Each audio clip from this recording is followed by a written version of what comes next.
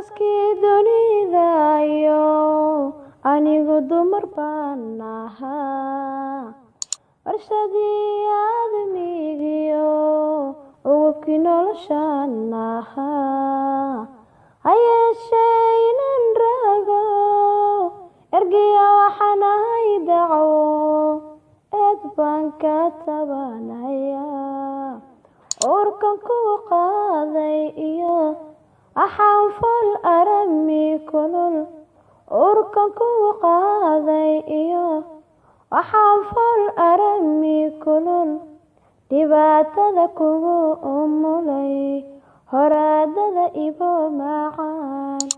anqaris waxaan kaga dhigay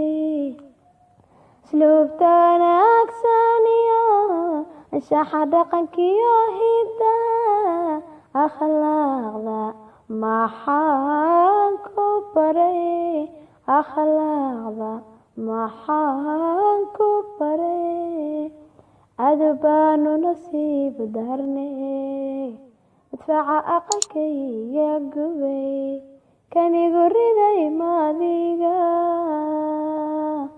abaalkii hooyanimo dalayska ilowsay